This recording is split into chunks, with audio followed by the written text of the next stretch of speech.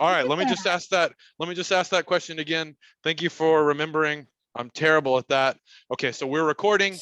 The question was, what is the size of the USDA budget? 3.1 trillion. Whoa, okay. You started out hard, man. Okay, we got 3.1 trillion.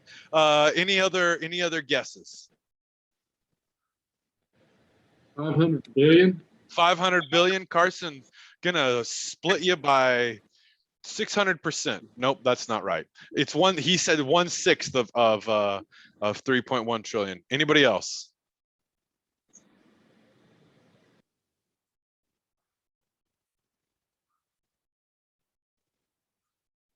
Have you guys not seen Price is Right? You're always supposed to guess $1 over what the last person guessed, right? Any other guesses?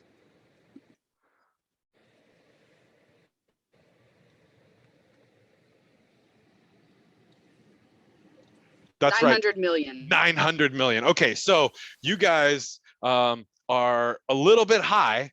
That's really interesting to me. So the actual budget here for the USDA is about $200 billion, and that's across all of the programs that the USDA administers. And so as a kind of a sub question for this, what is the share of that budget which is devoted to that kind of heart of the agricultural programs, right? What is the share of that budget devoted to the farm programs? Let's just say farm programs. And so when I say farm programs, I'm primarily thinking about things like the FSA, which is the Farm Service Agency, which does all of the kind of commodity programs, and then the RMA, which is the Risk Management Agency, which does most of the insurance stuff. So for the FSA and the RMA, what is the share of the budget devoted to those programs? Isn't it like a quarter of it? What's that? Isn't it like a quarter and then the rest is SNAP? Okay, so Lara says a quarter. Any other thoughts here?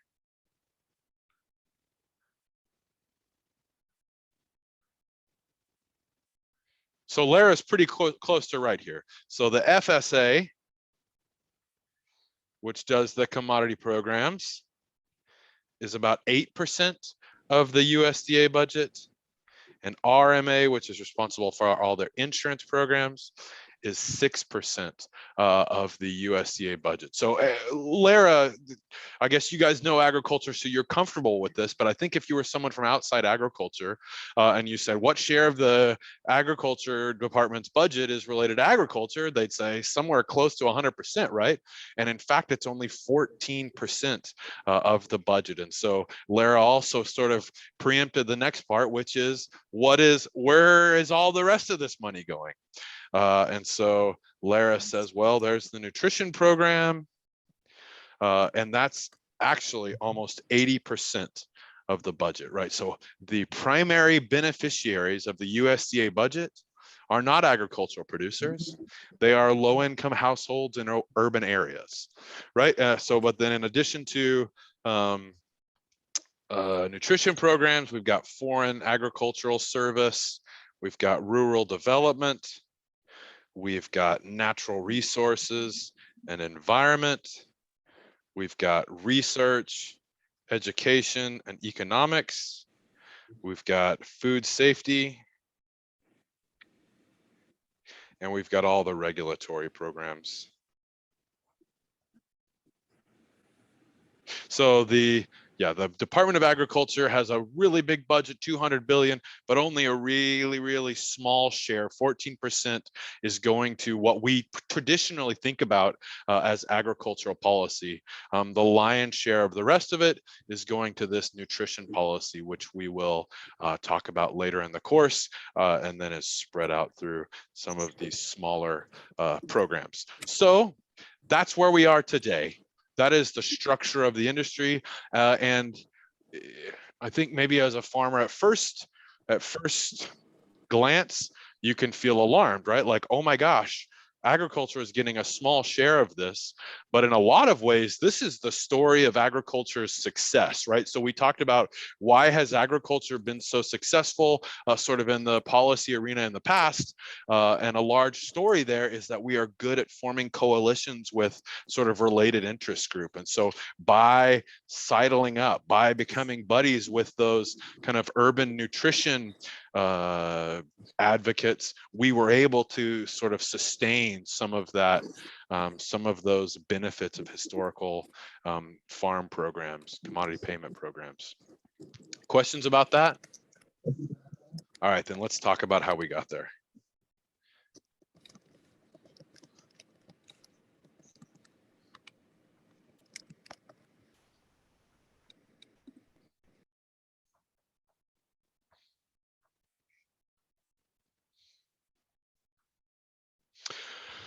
Okay, so early history of U.S. agricultural policy. Remember last time and kind of in you guys' lives, you know the story of the founding of America, that we had these 13 colonies who were colonies of England at the time, and they got together and said, we want to secede from England. We want to get out of here. And a major part of that story of why we want to secede from England was related to agricultural policy.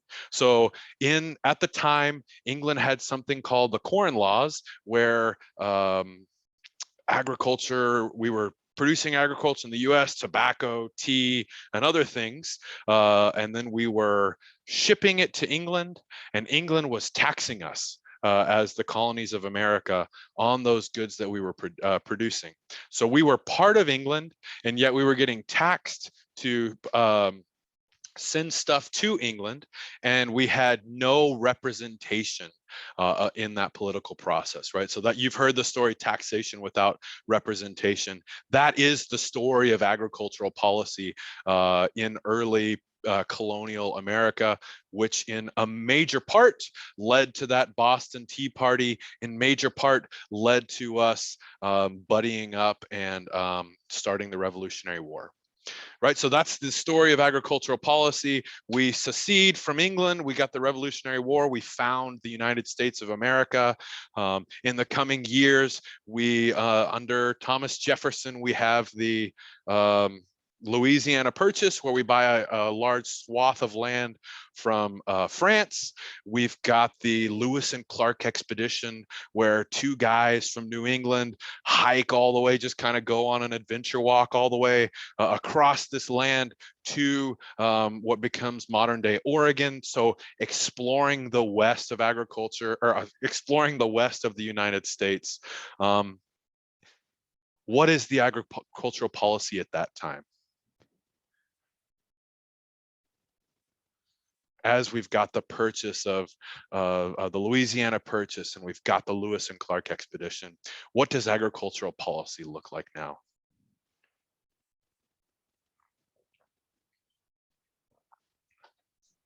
Well, there was like the Homestead Act that Yes, tell me that.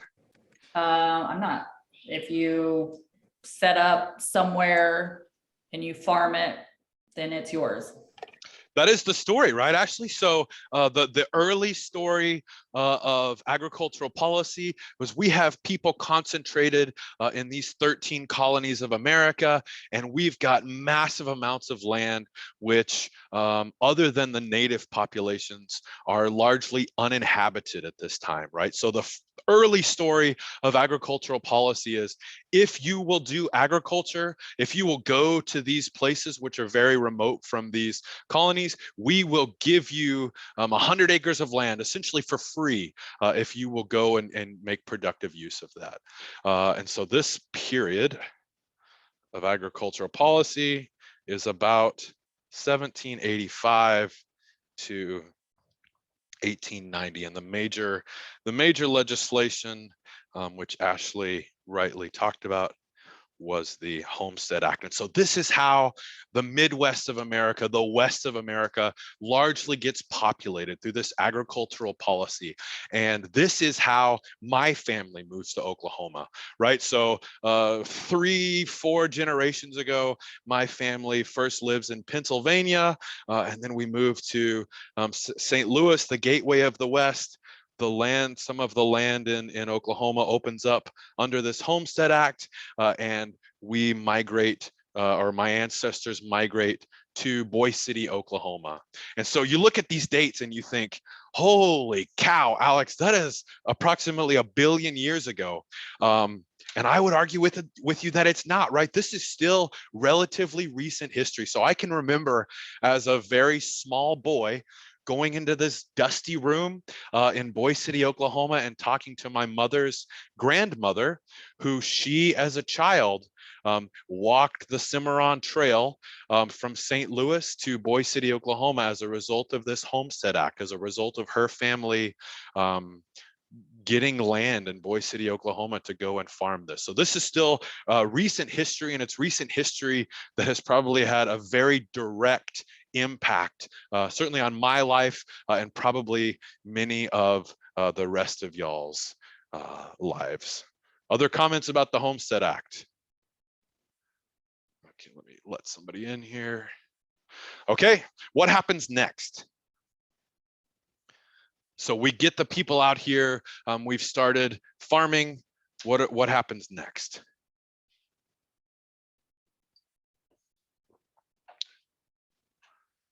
If you move somebody from Pennsylvania to Boise City, Oklahoma, and said, here's 100 acres for free, in order to set them up for success, do they need anything?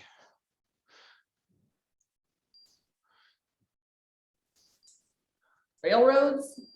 Okay, yeah. So that's part of this sort of expansion, westward expansion. That's a really good part, Ashley, that I don't have in here. But absolutely, the building of the railroads, that infrastructure is a huge part of it. I was thinking of something a little bit different, which is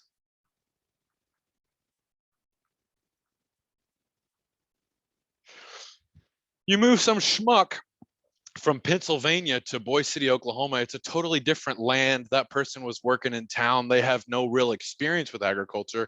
The first step here in terms of making this westward expansion, productive use of this agricultural land is teaching them how to do agriculture, right? So this next period of agricultural policy, which overlaps with the first one, is creating institutions, organizations, and most importantly, universities where we are doing research to figure out how to do agriculture, how to make our agriculture more productive, how to invent technologies which are going to make our agriculture more efficient, and then spreading the word to these people who have moved into these, at the time, remote areas. And so the most important act for that first part of the story, the education, the research into agriculture, is the Moral Act. And so under the Moral Act, we, President Lincoln created the land grant system. So the land grant system is the system of universities that are devoted to agriculture research, of which Oklahoma State is one. So if you look at the universities in America, most of the ones, predominantly the ones that have state in the name, like Oklahoma State, Kansas State, Michigan State, those are the universities which are the land grant universities founded under this Moral Act. Points here? Okay, so we get people out here in the areas and they're doing agriculture, and we get people in the universities and they're doing this great research in agriculture, inventing new technologies, inventing more efficient technologies and methods for management, and methods for breeding. What do we need next in this sort of education research space?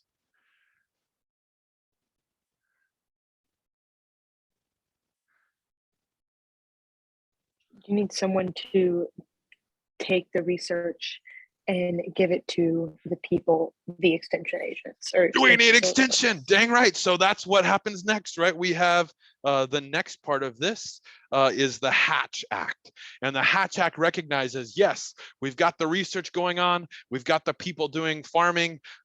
Now we need to have the connection between the two. So bringing the knowledge from the ivory tower, from the university to these people. And so the extension services are largely created and expanded under this Hatch Act. So this is where sort of the modern agriculture story starts. This is the early history of agricultural policy. Let's see. And things are working. For a really long time, agriculture is going successfully. We're expanding production. We're getting more efficient. And then something bad happens. And something bad happens in 1929. What happens in 1929? World War One or two, I don't remember. It's between those two. So on Right. average, you're right. What's that? The stock market crash. The stock market crash. So exactly, Black Friday, the stock market crashes and America goes into a Great Depression. It is the greatest depression, kind of economic collapse that we had in this country, in the history of this country, right? And so prior to this Great Depression, if you look at incomes between farmers and people living in towns and people living in cities, there was no real difference in terms of incomes, in terms of economic well-being between those on the farm and those in town and those in cities, right? So incomes were sort of rising at the same pace. The Great Depression happens, everybody's incomes collapse, and then slowly those in cities incomes start to recover, those in towns, their incomes start to recover, but those on the farm, their incomes don't recover. So for the first time in our nation's history, we've got this disconnect between the incomes on the farm and the incomes in towns and cities. In the 30s, we have a new president, Franklin Delano Roosevelt, and he comes and he says, I'm going to lead this country out of this Great Depression. He starts a whole bunch of acts. One of them called, so from 1929, we get FDR elected, and in 1933, FDR implements the Agricultural Adjustment Act. The Agricultural Adjustment Act. So this is, in 1933, the very, very first farm bill. And it's before it was called the Farm Bill, but this is the very birth of the Farm Bill. And the purpose of this, the stated purpose was income parity, meaning the goal here was, as those farm incomes had fallen relative to cities and towns, the goal was to bring them back into parity with those in farms, or with those in towns and those in cities. And they did that through sort of generic price supports for farm products. So the goal was to bring incomes for farmers back into parity with everybody else. And guess what? It worked. So incomes in these agricultural communities among farmers kind of start to climb and sort of start to reach the equivalents that they had before.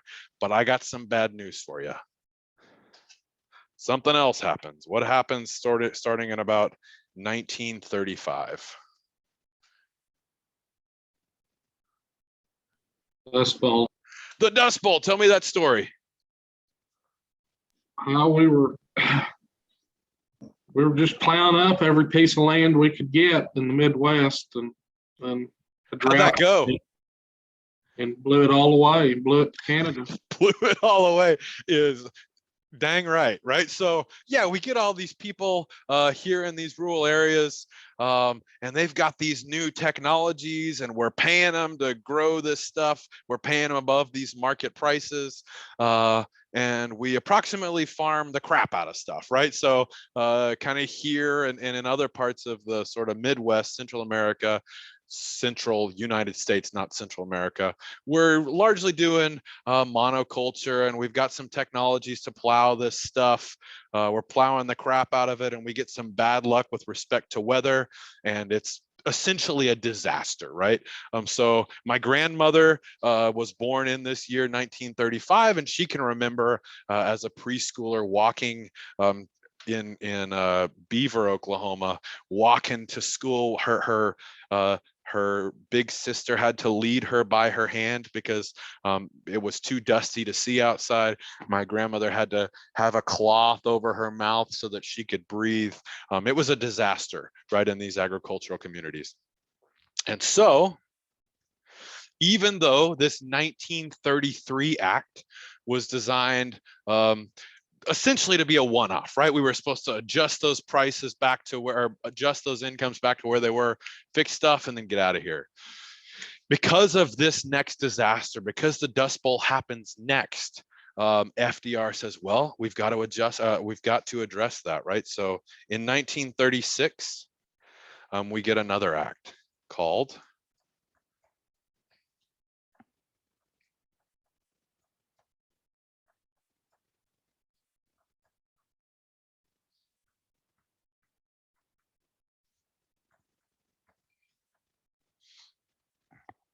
So this one's called the Soil Conservation and Domestic Allotment Act. That 1933 Act was supposed to be a one-off. We fixed the problem and moved on, but agriculture gets hit, right, with the Dust Bowl, and FDR says, dang it, we just fixed the problem of agriculture. We've got to address it again. And so again, in just 3 years, we have another program targeted at agriculture. Again, there are income support mechanisms to sort of support farmers through these hard times, but there's also a recognition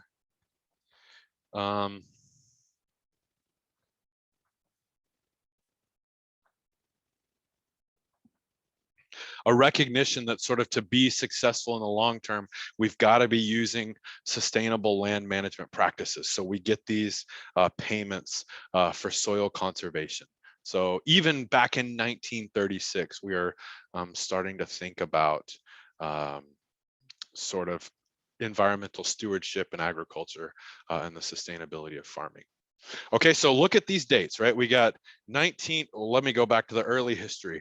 So I gave you three examples of agricultural policies between the years 1785 and 1914, right? So a whole long time and not much is happening in agricultural policy. And then just in the space of 1933, 1936, 3 years, we've got 2 major pieces of legislation. So all of a sudden, agriculture policy is starting to move, and it gets cemented in the evolution of the legislative process just 2 years later. So 2 years later, in 1938, we get another act. This is named the exact same thing as the first act. So this is again the Agricultural Adjustment Act. And this one is really, really remarkable in 2 ways. First, it recognizes we need support for the agricultural industry on a permanent basis. So this means that these farm bills are not just some temporary measure. This is something that now becomes part of the federal policy process. So we get now in 1938 recognition that the Farm Bill is permanent. So that's the first reason that this is a remarkable act.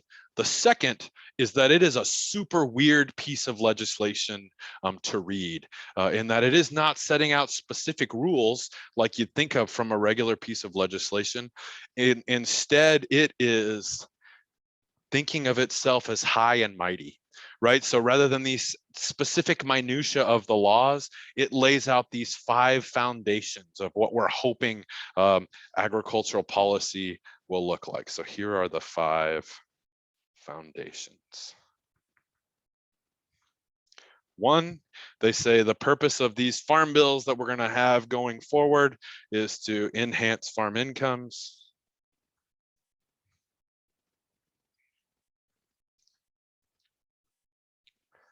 Second,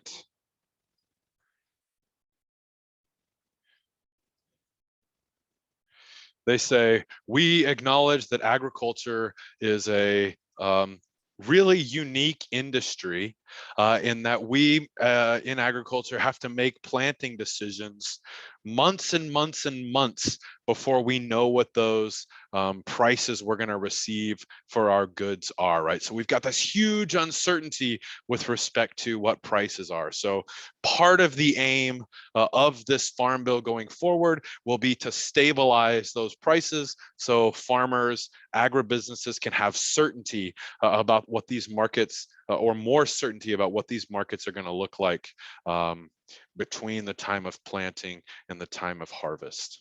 Okay.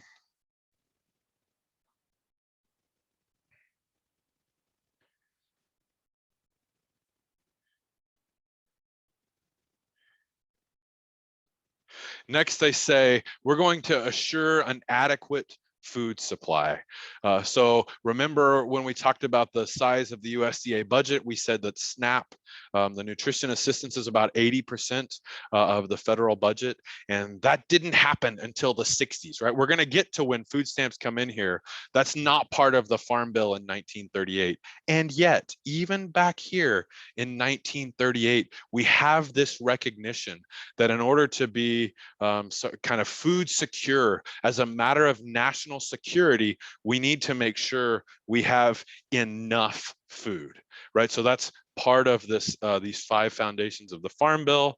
The next is we need to assure we have a safe food supply.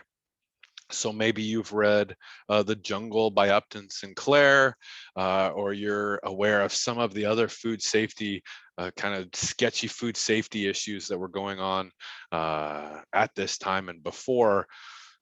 There's this recognition that agriculture is inherently connected to the downstream food industry. And so things like food practices, safe food practices, need to be connected to our supports for agriculture, right? So agriculture can't be secure as an industry unless that downstream industry of food is safe. And we'll talk about food safety more later in the course. And then 5th, we need to make sure to preserve our resources for the future. Okay, so here are the 5 foundations of the Farm Bill that were laid out in 1938. And I think this is approximately miraculous that since the 30s, since this Farm Bill, we've had 20 more Farm Bills. And yet, if you look at the Farm Bill today, it continues to be based on these sort of foundational principles that we laid out in 1938. So they, even though it's a super weird bill where they talk about these lofty principles, they were right? This did lay the foundation for those next farm bills to come. Interestingly, though, while these 5 foundations are always present in the Farm Bill, the importance of any subcomponent, any one of these pillars sort of waxes and wanes depending on kind of what's happening at the broader economy at the time. Okay, so let's talk about how the what's going on in the broader economy at the time shapes what parts of this Farm Bill, what parts of these pillars of the Farm Bill get emphasized. Okay, so that was the 30s. What happens in, what's the big deal in the 40s, the early 40s? World War II. World War II. All right, dude. So what do you think that means? Oh, that was stupid. What do you think World War II means for the Farm Bill? Why does World War II matter?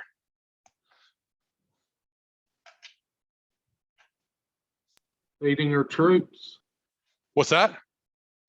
Feeding the troops overseas. Dang right. Yeah. And so that matters in a couple ways, right, Carson? So all of a sudden we got all these farm boys and all these rural towns in America, and we asked them to pack up and to ship all over the place. And so now these farms and these farm towns have lost a huge part of their workforce. And the reaction by the government is approximately, oh crap, right?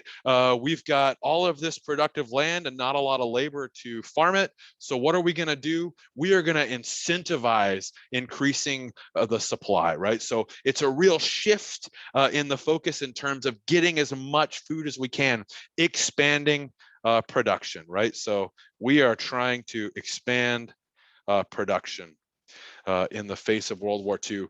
One, to make sure sort of this industry continues to exist, but two, to make sure that those troops all over the world continue to have enough food to eat as they're fighting for America. Yeah, that's World War II. You will be surprised to hear we win World War II, right? And so all of those farm boys, or a lot of those farm boys, they come back to America and they continue to work on the farm. And we have all of this production. We've ramped up production. It's really hard to ramp back down once we've ramped up all this production in agriculture. What happens next? So the 50s. Now I'm in the 50s.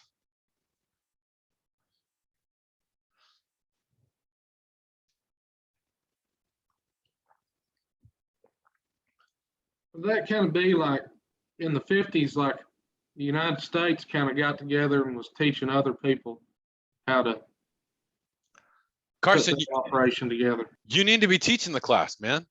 Yeah, you got this sucker figured out. Okay, so these farm boys come back to America. Our agriculture industry is going gangbusters. But if you look around to the rest of the world, if you look at Europe, Europe is approximately leveled, right? Germany is leveled.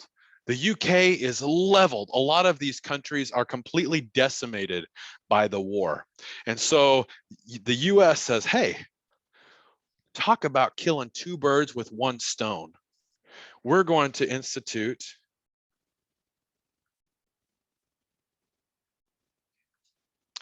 a food for peace program under the Farm Bill. And so the point of this Food for Peace program, we're going to ship what we say is kind of surplus commodity from America.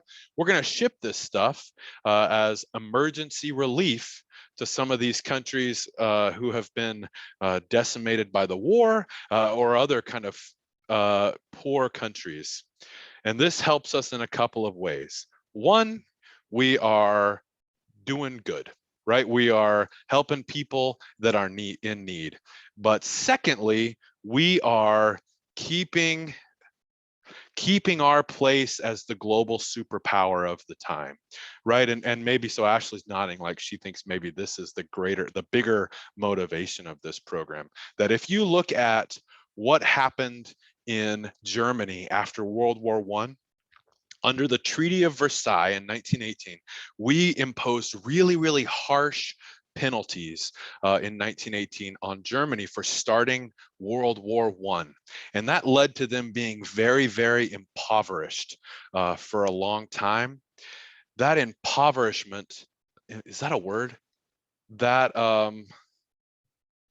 yeah, I'm going to go with the word impoverishment. You guys can tell me if it is a word or not. But being so poor as a country, it's just true that that tends to lead to extremism, tends to lead to resentment toward other countries. And that was a major, major cause for the rise of Hitler, the rise of the Third Reich, and the rise of World War II. And we said, we're going to learn better this time.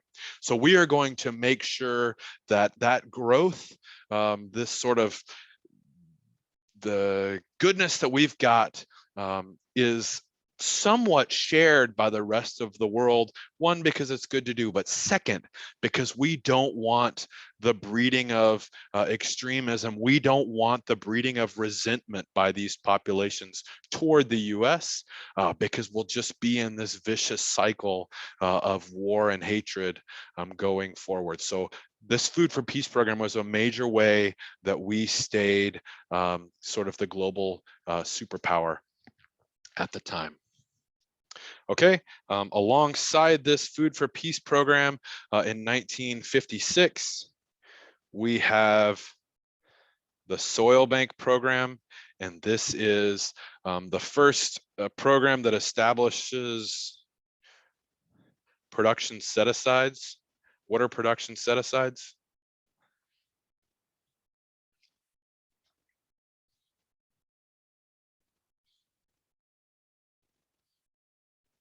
It's literally what it sounds like. What's a production set-aside? Like surplus leftover stuff, What's that? like surplus. Kind of, yeah. So it's that if we've got if we're farming some land, this production set-aside policy pays farmers to leave some of their land fallow, right, as an environmental stewardship program, just to make sure that we are not kind of stripping all of the nutrients out of the soil. It's an environmental conservation program. Yep. Okay, let's go to the 60s. The big story in the 60s is food stamps. Somebody tell me, what are food stamps? And two, why did these come about in the 60s? What's going on in America?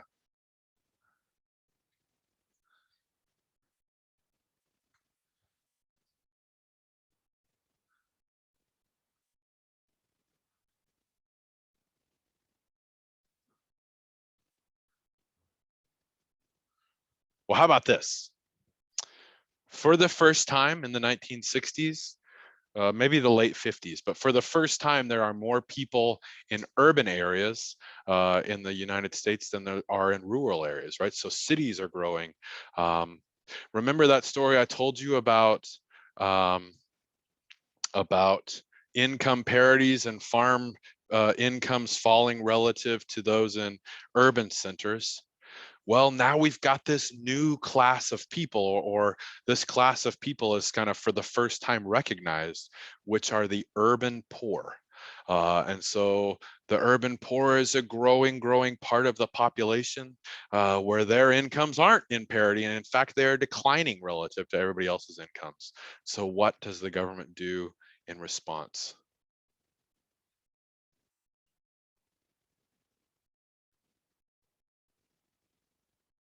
It's a hard pass by everybody. Food stamps.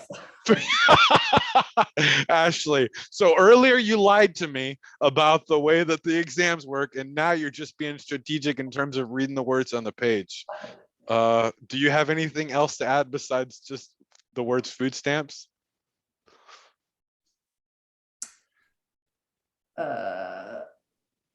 It's okay. Do you know what food stamps are, Ashley? Well, yeah, if you don't make enough money, you get a certain amount to spend on food, but you have to spend it on certain kinds of foods. Beautiful. Yeah, so exactly. So they said, yeah, so for the first time, we've got this growing body of urban poor, and they say, we've got to do something about that. What can we do? We've got all this food in America. We can subsidize the purchase of food by these poor consumers. And the way they did that was through literal stamps, right? So before emails, right? We used to send letters to people and they'd have stamps. The food stamp program looked like those stamps, right? You'd go and you'd get your packet of food stamps, which were little stamps, and you could go to the grocery store and buy food, and you would have to take out your book of food stamps and you'd peel out a stamp and you'd give it to the person over the counter, and you'd give another food stamp to the person over the counter. And that was the way you paid for food, was through this stamp program. This food stamp program goes on to evolve.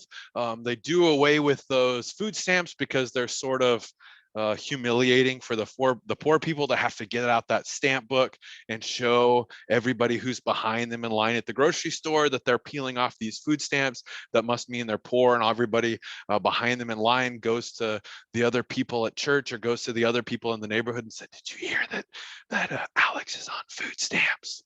And so they have to feel embarrassed about that. Well, now they do away with that, and it becomes a credit card or something that looks just like a debit card, so that you don't feel the shame of being poor. Being poor is bad enough, right? You don't have to be embarrassed about it in addition to that. So they have this credit card, and that credit card program becomes what we know as today as the SNAP program, which we said earlier in this lecture is about 80% of the USDA budget. So we'll talk more about this evolution from food stamps to SNAP and what that SNAP program looks like today later in this class.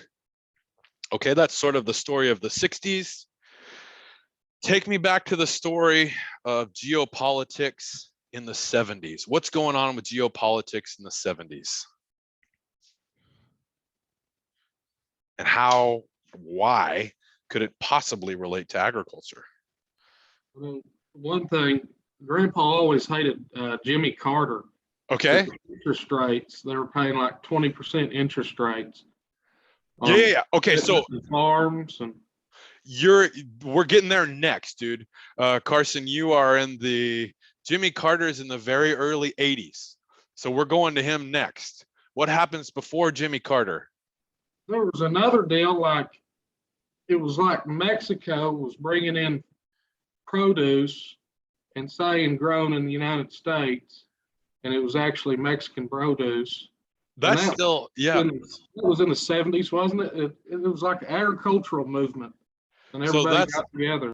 That's still an issue today, right? The food labeling and the country of origin labeling absolutely is still an issue today. So Mexico is almost right in that the battlefield of the geopolitics that I'm talking about is Latin America. But the battle is between two other countries and belief systems. What is the battle?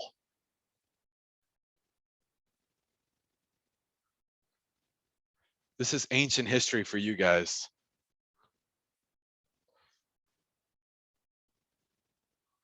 So let me just give you one more hint, okay? So I wasn't alive in the 70s, but one of my first memories as a little kid is sitting at the TV and watching Ronald Reagan in Germany in front of the Brandenburg Gate, I think it was called, saying, "Mr. Gorbachev, tear down this wall." And you see people at the Berlin Wall for the first time in years and years and years climbing over the Berlin Wall and seeing their family members who are on the other side of that wall. So that story was watching in real time as the Cold War kind of goes away. The 70s was the height of that war, which I only witnessed the very, very, very end of. What is the Cold War, and why was the battlefield Latin America? Well, okay, that's the Russians were kind of in Cuba and stuff, and they're threatening to take out the United States. And nothing really came of it, and we just kind of. And so Carson, yes, that was beautiful. in a couple ways, right? So you've got the players, right? So we've got Russia, who was at the time more than Russia. They were the Soviet Union. And we've got on the other side of this, America. And we stood for very, very different belief systems.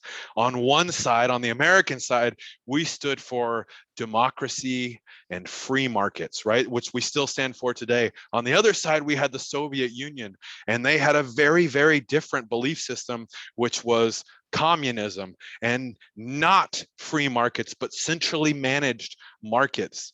And we were watching this battle play out, like Carson says, in places like Cuba, in other countries in Latin America. They were choosing, who do we follow? Do we take the route of the Americans and go the way of democracy and sort of free markets? Or do we go the way of communism and central planning? And so states like Nicaragua and Honduras and what's the one that starts with a B? What's the one that starts with a B in South America? Bolivia, sorry. So these guys are choosing the path of the Iron Curtain, choosing the path of the Soviet Union. Cuba, which is our front door, right? Cuba's 10 miles away from the Florida Keys. They choose the path of communism. And so we're watching as this Iron Curtain comes and comes closer to America. Agriculture has so Carson's story there was nothing kind of came of it. And one of the major reasons why nothing came of it was agricultural policy, right? So we have this we're standing on this precipice, right, where we choose between communism and democracy and free markets. Russia for years and years and years had been the global leader in wheat trade, right? We've got, Russia is approximately all land and no people. So they were the world's largest producer of wheat, but their market isn't a free market. It was a market that was centrally planned. And so they were allocating different areas to different crops or different manufacturing industries. In the 70s, they got it wrong. And so all of a sudden, we have this collapse in terms of their wheat industry, even though they had formerly been the largest producer and largest exporter of wheat. In the 70s, all of a sudden, they are without wheat. And in fact, they are forced to start exporting wheat from America, right? The enemy in this story, they are exporting wheat from America because of their desperation. And America frickin' seizes on this, right? And they say to Latin America, they say to the rest of the world, is this what you want? Do you want a place where under their political beliefs, under their regime about how markets work, you go from the world's superpower in terms of wheat, in terms of bread, in terms of the main ingredient of to feed your country, to having to import from your enemy this stuff because you've chosen wrong? Is this what you want? And as a result of that, sort of the Iron Curtain stays put. And then after a time, 1989, when I'm 3 years old, we watch as the Berlin Wall falls and the Soviet Union and sort of this core set of beliefs of communism sort of starts to collapse before our eyes.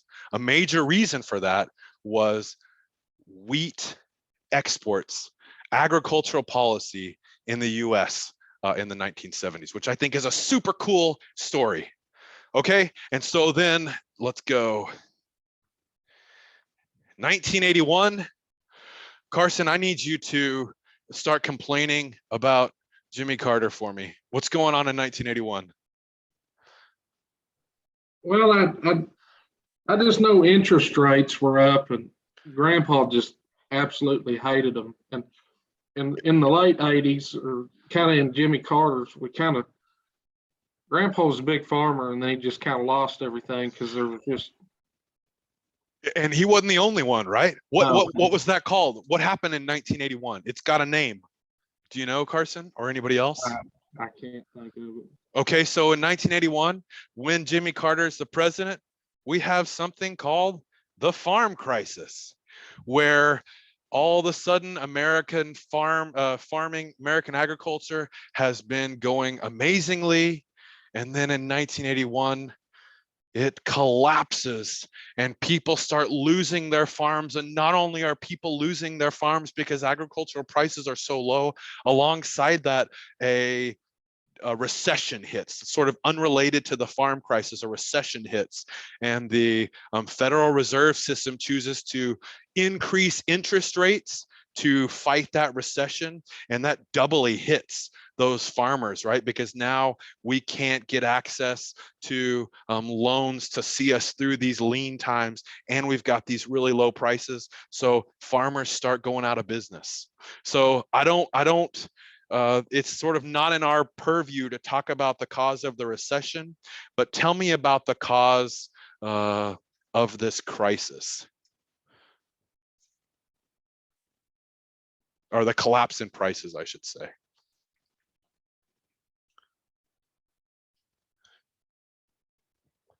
Well, let me take you back to the 70s.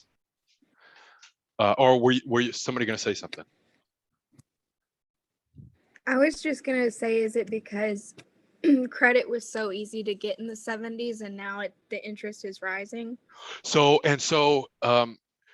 daily, is that how you say it? You've already told me one time. Daily. Okay, so that is the reason for the recession part of stuff, right?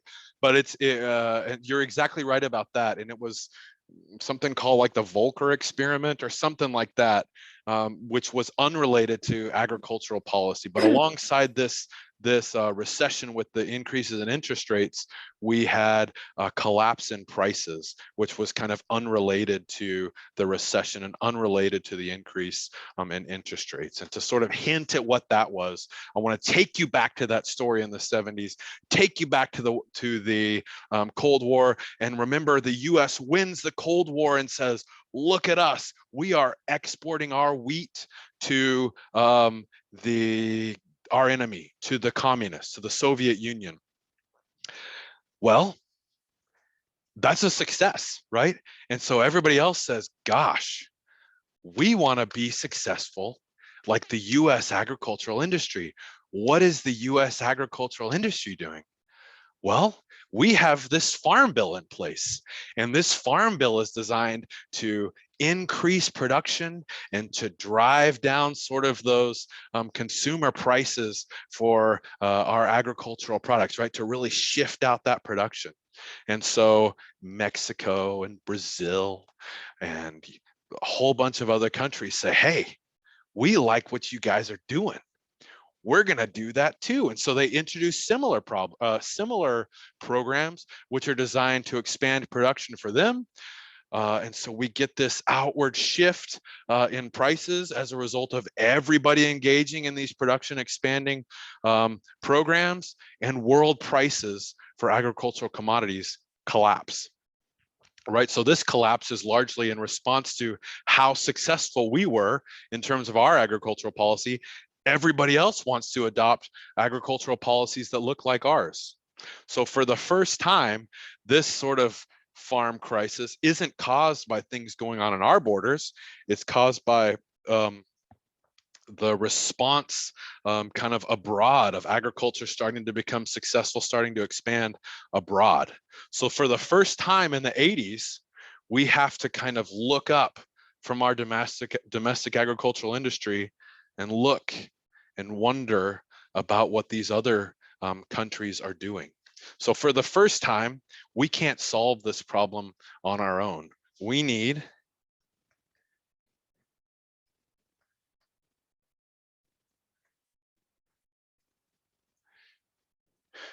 what is called a multilateral solution. So we need everybody who's using these practices, these production expanding practices, to sort of get in the same room to figure out how we can solve these problems together, right? And so that starts to happen.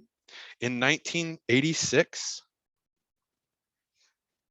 the international trade members, or the international trade negotiators for a whole bunch of countries, get together in Uruguay in what is called the Uruguay round of multilateral trade talks.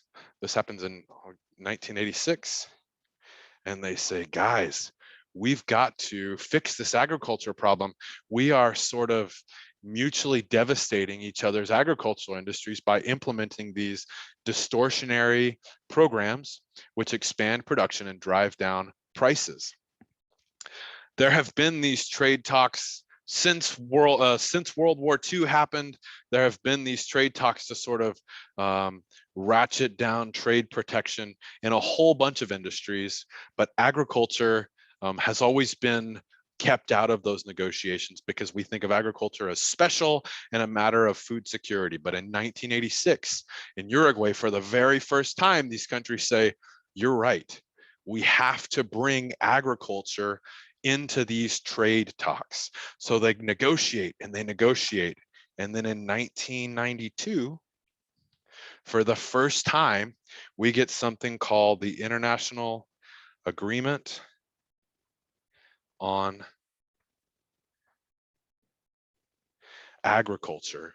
And this agreement on agriculture says we can no longer, if you want to be in this sort of international network of traders, we can no longer use these distortionary trade policies. So no longer use subsidies which are designed to expand agricultural production. This happens in 1992 and it goes into effect in 1995. And so 1995, the US looks at its farm bill and says, we've had this farm bill for 60 years, and we've done it this way in a way that's designed to expand production. It's one of our 5 foundations. And now we have to rewrite this farm bill or rewrite these rules in a way that continues to ensure the supply, ensure the incomes, but doesn't have a distortion in terms of production. So in the mid to late 90s,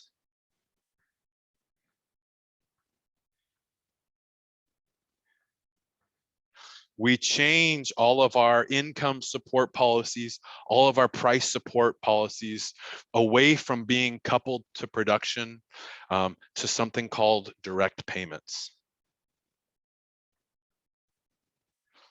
And we'll talk about those a little bit in the future, but these direct payments basically mean, I don't care what you produce, as long as you're a farmer, you're gonna get a check, and it is uncoupled from production.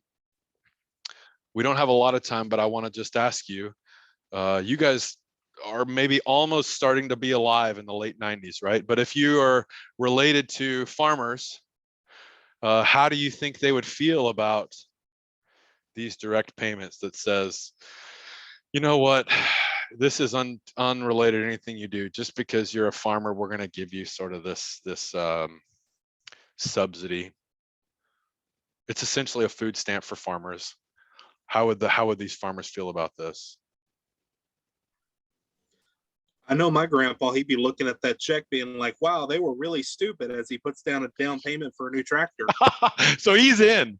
He says, welfare, sign me up. Is that what you're saying? He is of the philosophy, they're going to give it away to anyone. So if they're going to give it to you, you might as well take it. But those are different issues, Christian. So there's the issue of this thing exists and everybody else is getting it. Shouldn't I take it? Versus should these things exist in the first place? And that's the question I'm asking. How do they feel about this direct payments, which looks a whole bunch like welfare? They don't want something they didn't work for. Exactly, right? It makes them feel dirty. They say, I don't want this, so I'll take it if you're going to give it to me, but I don't think this should be the program, right? So this is the program in the mid to late 90s, and then this thing starts to evolve today away from this direct payments program towards something focused on risk management. And so the programs we have today primarily are risk management programs, which look like forms of insurance, where if I get hit by a market with really, really low prices, or if I get hit by a scenario in which I have some catastrophic yield losses, the government's going to step in and give me some payments. But in the good times, when times are good, the government's really not supporting or paying agriculture as sort of a form of welfare at all. So that's where we've evolved to, and we'll talk more about those specific rules later in the course. And then, of course, the 2023 Farm Bill.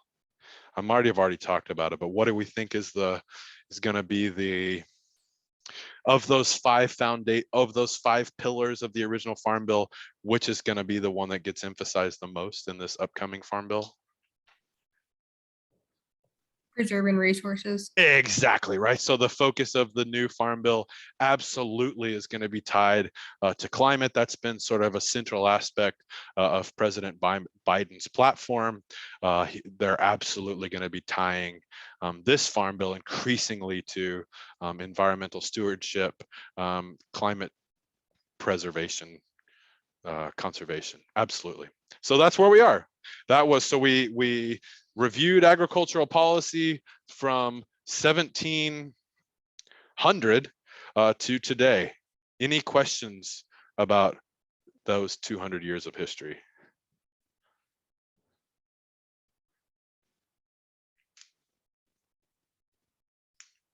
All right, then we will see you guys. I'll stick these slides up, my notes, and then this lecture recording on Canvas, and I'll see you in person in room 108 on Tuesday. I'm looking forward to meeting you guys in real life. All right, bye guys. Thank you.